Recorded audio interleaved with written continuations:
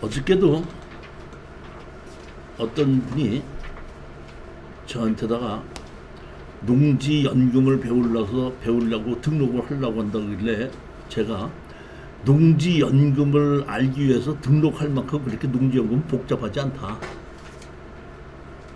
이렇게, 그리고 제가 그 며칠 있다가 농지연금에 대해서 설명을 할 테니까 그냥 그 유튜브로 이제 봐라 이렇게 얘기를 했는데, 이 연금에 제가 지금서부터 이게 요 다음번에 지금 추천하는 연금은 상당히 좋은 겁니다. 아주 좋은 겁니다. 보면은 자, 농지연금은 제일 첫 번째 얼마 이상이냐? 60세 이상이면 됩니다. 그러니까 1964년 이상의 이전에 태어나신 분은 누구든지 연금이 가능합니다. 연금은 농사 경력이 5년 이상이 돼야 됩니다. 그런데 경매로 낙찰을 받거나 공매로 낙찰을 받은 것은 반드시 그 연금을 신청하는 그 농지가 2년 이상 농사를 지어야 됩니다. 그러니까 예전부터 5년이 농사를 지어서 5년이 됐던 사람은 이거를 낙찰받아서 바로 연금이 되는 것이 아니라 2년을 더 기다려야 되는 거고, 만약에 여태까지 연금을 농사를 짓던 적이 없으신 분은 이거를 낙찰받아서 5년 동안은 농사를 짓고 난 다음에 연금을 신청하는 것이 맞습니다.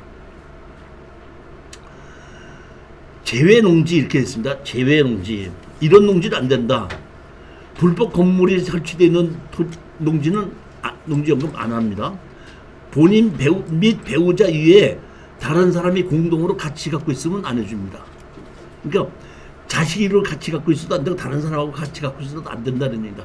반드시 부부가 같이 있을 때는 되고, 그 다음에 남편이 돌아가셨을 때 승계해서 부인이 그대로 연금을 받을 수도 있습니다. 개발 계획이 지정이 되어 있는 경우에는 그 농지연금을 주지 않는데, 제가 여기서 개발 계획이 확정된 지역이라 했죠. 자, 우리 보면 농지를 취득할 때 농지 취득 자격증이면서 영농계획서 없이 농지증 없이 그냥 할 수 있는 땅이 어떤 땅이죠? 농지? 제일 첫 번째 어떤 땅이에요? 주거적, 상업적, 공업적 농지죠.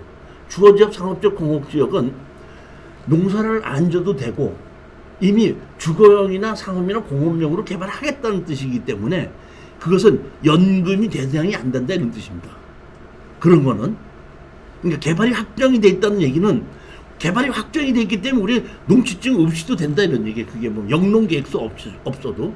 그렇기 때문에 그런 것은 안 된다 이렇게 하시면 되고, 그 다음에 아까 제가 말씀드렸듯이 경매, 공매 및 원인으로 취득한 농지는 안 된다고 얘기했는데, 이 안 된다고 한 게 무조건 안 되는 것이 아니라 2년 이상 농사를 지면 다시 된다 이런 얘기입니다. 그것이 돌아온다 이런 얘기입니다. 그 다음에 또 하나 이번에 늘어난 것이 뭐냐면, 건축법상 도로가 없는 것이 아니라 농기가 들어갈 수 있는 그 통로가 없으면은 연금을 받을 수 없다. 이런 경우가 언제냐면은 그 답인 경우에 도로가 없이 그 안에 있는 벼농사를 짓는 경우가 있을 수 있지 않습니까? 그런 경우에는 이렇게 농기가 들어갈 수 없기 때문에 연금을 주지 않는다 이런 겁니다. 연금을 받는 것은 종신장애가 있고 전후 후박, 다시 말하면 내가 80대까지는 많이 받고 90세에서부터는 적게 받겠다 이렇게 했고, 일생 동안 똑같이 받을 수도 있고 30%는 먼저 인출할 수도 있다, 이런 그렇게 세 가지로 되어 있습니다. 중간에 만약에 여러분들이 그 연금을 받다가 아버지가 돌아가실 수 있지 않습니까? 돌아가게끔 되면은 농어촌 공사에서 그 아버지가 연금 받아간 것이 전부 다 얼마인지 계산을 해서 그거를 년 2%로 계산을 해서 이자까지 2% 계산해서 원금을 다 갚으면은 상속이 되는 거고, 자식이 나 그걸 상속을 안 하겠습니다 하게끔 되면 농어촌 공사에서 그거를 팔아요. 일반 매매로 판다는 얘기입니다. 팔아가지고 아버지가 받아간 연금 금액하고 2%까지 계산해서 남으면은 자식들한테 상속을 해주고, 모질하면 그냥 없는 걸 쳐서 그 모질할 때는 상속을 안 하고 남으면 상속을 해주는 겁니다. 그리고 배우자가 같이 있을 때는 배우자한테 연금이 그대로 상속이 되는 겁니다. 제가 여기서 농지연금이 좋다는 이유는 공시지가에 100%로 하든지 감정가의 90% 갖고 가격을 결정한다는 얘기예요. 그러니까 예를 들어서 지금처럼 이번에 보면 이제 잡을게요. 이거예요. 6억짜리가 지금 2억까지 떨어졌죠. 2억까지 떨어졌으면 이거를 내가 낙찰을 받는다 그러면 감정가 6억에 90%를 가지고 연금을 준다는 얘기거든요. 그러니까 우리가 2억 1,000을 주고 샀다고 하더라도 6억에 90%면 5억 4천을 가지고 감정평가를 해서 그거를 돈을 가지고 연금을 준다는 얘기니까, 쉽게 해서 연금으로 우리가 팔게끔 되는데 감정가를 갖고 판다는 얘기거든요. 그러면 지금 우리는 만약의 경우에 이거를 낙찰받아서 내가 지금 60세가 돼갖고 지금부터 연금 준비한다 그러면 5년이 지나고 나면 5년이 지나고 난 다음에 이 감정은 다시 해야 되겠죠. 그럼 우리가 낙찰을 2억 1천에 받았다고 해서 2억 3천에 감정하거나 이러진 않습니다.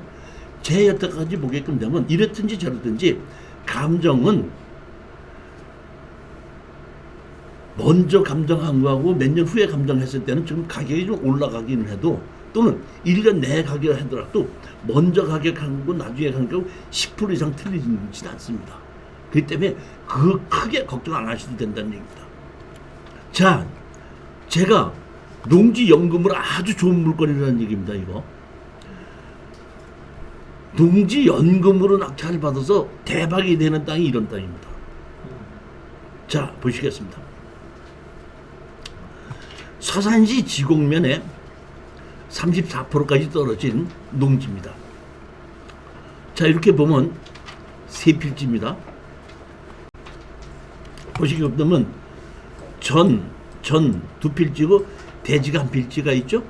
대지 한 필지는 22.99평이기 때문에 제가 보기에는 큰 의미가 없습니다. 나머지 여기 보면 전 위에 342.78평을 379.33평입니다. 이게 약점이 뭐냐면은 지적법상 도로가 없습니다. 지적법상 도로가 없고 현황도로만 있는 땅입니다. 근데 제가 조사를 해봤더니 우리 땅 옆에 다세대가 있는데 그 다세대가 건축허가가 났는데 그 다세대가 지적법상 도로 갖고 한 것이 아니라 현황도로 갖고 다세대 건축허가가 났으니까 이 땅도 건축허가 받는데 아무 문제가 없다. 왜? 다세대 땅 진 땅하고 우리 땅하고 같이 붙어있기 때문에. 특히 좋은 것이 밤나무하고 감나무가 이미 심어져 있다는 얘기입니다. 근데 밤나무, 감나무가 포함됐습니다. 자, 이렇게 세 필지인데 여기가 보면 다세대가 지어져 있는 땅입니다. 여기 보면 여기가 다세대가 지어져 있습니다. 이렇게 우리가 낙찰받은 이거 땅인데 여긴 지목이 대지인데 이것이 이쪽에서부터 이쪽까지 이렇게 야트막한 언덕이더라고요. 언덕이 되면 여기서 보게끔 되면 그 바닷가가 환히 내려다 볼 수 있는 그런 곳이에요. 그리고 그 바닷가 앞에 포구도 있어요. 그러니까 다시 말하면 바닷가가 조망만 있는 것이 아니라 바닷가를 우리가 땅을 볼 때 세 개를 보는 겁니다. 제일 먼저 조망권이 있어야 되고, 그 다음에 포구가 있어야 되고, 그 다음에 해수욕장이 있어야 되는 겁니다. 그 중에서 두 개만 있어도 제가 보기에는 이렇게 조망권이 있고 포구가 있는 땅은 아무리 나빠도 지방이라고 하더라도 거의 100여만 원 정도는 가는 것이 바닷가를 조망권이 있고 포구가 있는 땅이에요. 그 땅이 지금 몇 평이죠? 지금 744평인데 얼마까지 떨어졌죠? 2억까지 떨어졌죠. 그럼 얼마 꼴이죠? 35만 원 꼴인가요? 자, 이렇게 됐고, 여기 보면, 여기 다세대 지어졌죠, 여기요. 여기 보면, 여기 다세대 지어져 있잖아요, 이렇게. 근데 이 지적법상 도로 없는데, 여기 현황 도로 갖고 건축을 한 거 아니에요, 이 도로, 이거 가지고. 여기, 이게 다세대고, 이게 개인주택입니다, 보면. 그래서 우리가 이걸 대지고 이렇게 됐는데, 요쪽으로 해서도 이렇게 올라갈 수 있는 길이 있고, 큰 자동차가 다니는데, 이 길이다 보니까, 요쪽 길로 해가지고, 보면, 포구는 이렇게 돌아가는 것이 아니라 요 길로 해서 앞으로 나와서 북으로 갈 수가 있더라고요. 자, 용도 지역이 계획관리 지역이죠. 우리가 땅을 받는 게 요 땅입니다. 이렇게. 우리가 낙찰 받는 땅이 요 땅이에요. 이렇게. 요 땅인데 여기 다세대가 있죠. 그 다음에 여기 뭐야? 포구가 있죠. 이렇게. 배들이 있고 여기 배들이 있고 이렇게 있고 제가 봤더니 우리가 현황 도로에 있는 것이 이 도로고 우리가 낙찰 받는 땅이 이 땅인데 이렇게 경사가 이렇게 약간 져 있죠. 그러면서 이렇게 바닷가가 보이죠. 이거 뭐 여기 요 땅입니다. 여기 요 땅. 여기 있는 이 땅이고 여기 앞에가 있던 도로고 여기가 아까 뭐 다세대고. 자, 여기 아까 지금 대지라고 했죠. 대지 바로 옆에 우리가 진도로가 이렇게 있다 이런 얘기입니다. 우리 땅에서 바라보면 이렇게 폭이 이렇게 보이는 곳인데 언덕이 져가지고 이렇게 탁 내려다 보이기 때문에 이거는 이런 것이 없어도 34%까지 떨어졌을 때 우리가 농지연금으로도 엄청나게 받을 수 있는데 이거 가지고 5년 동안 농사를 지면서 연금 받을 때쯤 되면 아마 땅값이 두 배 뛸 거야. 제가 보기엔 그렇습니다. 그만큼 이게 보면 좋은 곳에 있기 때문에 이런 것이 지금 34%까지 떨어졌으니까 이런 땅도 제가 판단하기에는 놓치지 마시라고 권하는 건데 또 하나 우리 수강생이 지금 가지고 계신 그 구리의 동구능에 있는 것인데 그 동구능에 보면은 그 개발제한구역인데 공시지가가 한 8억 정도쯤 되는데 공시지가의 50%로 지금 빨리 매도를 하고 싶다고 전태 얘기를 개인적으로 해서 이제 그 왜 빨리 매도를 하려고 그러냐 그랬더니 아버지 이름으로 갖고 있는데 아버지가 이제 좀 몸이 좀 안 좋으신 모양이에요. 근데 그거를 상속을 받게끔 되면 50%를 상속세를 내야 되지 않습니까? 그러다 보니까 감정가로 한다 그러면 공시지가가 예를 들어서 8억이라 그러면 감정가 하면 12억이 되거든요. 보면은 그러면 뭐 한 6, 7억을 단박에 내놔야 된다고 얘기를 하게끔 되면 뭐 그게 세필지다 보니까 한 20억 정도를 상속세로 내야 되다 보니까 그거 상속세 내면은 나 아파트 팔리고 다 팔아도 그 상속세 낼 돈이 없다 이런 얘기예요. 그래서 나고 그냥 공시지가 이하로라도 좀 매도를 했으면 좋겠다 하시는 분이 그렇게 있으니까 혹시 제가 보기에는 연금으로 신청하면 아주 좋은 땅입니다. 이것도 연금으로 신청하게끔 하기는 너무 아깝고 잘 갖고 있다가 잘 만들어가지고 이 보면 펜션을 지어서 매도를 해도 이렇게 좋다 이런 얘기. 바닷가도 가깝고. 펜션 같은 거 이제 건축행위 하려면 네. 경사도가 좀 이렇게 돼 있는데 경사도가 몇 도 이상은 화가 안 나고. 아니 그러니까 경사도가 15도, 20도 이런 경우인데 이거는 그렇게 경사도인 게 아니고 제가 보면 10도도 안 되는 경사거든요. 이런 경사도가 제일 좋아요. 그러니까 우리가 이렇게 낮은 쪽을 높은 쪽을 도로로 만들고 낮은 쪽을 지하로 만들어 가지고 지하가 남쪽으로 바다가 다 보이는 지하가 되지 않습니까? 용적률에 들어가지도 않고 아주 제가 보기엔 정말 내가 보면 우리 건축하는 사람 입장에서는 엄청나게 좋은 땅이에요. 이거는 야트막한 경사도의 남향으로 바닷가가 바라보이는 이런 언덕의 땅이 농지로 나와가지고 이게 30%가 떨어진다. 야, 어떻게 이게 요새니까 이런 것이 나오지 옛날 같았으면 이런 땅 쳐다도 못 보는 땅이에요. 그렇기 때문에 제가 보고는 지금 우리가 부동산이 떨어졌다고 해서 다들 쳐다보지 않고 수강생도 많이 줄었는데 제가 보기엔 실질적으로 금전에 조금 여유가 있으신 분은 지금 사둘 자리. 그러니까 제가 여태까지 부동산으로 제일 돈 많이 벌었을 때가 IMF 때 샀을 때 제일 많이 벌었습니다. 그때는 강남 아파트도 반값으로 떨어졌을 때 샀으니까. 지금은 아무리 경기가 좋다고 해도 강남 아파트가 반씩 떨어지는 건 없죠. 근데 지금 아파트도 그렇게 반씩은 안 떨어지는데 지금 뭐가 떨어지냐면 농지가 떨어지는 건데 농지가 떨어지는 이유가 뭐냐면은 먼저 LH 사건이 나고 난 다음에 심의도 강화가 됐지만은 또 뭘 하게끔 되나 일반 매매를 하게끔 됐을 때는 자금 출처까지 돼야 됩니다.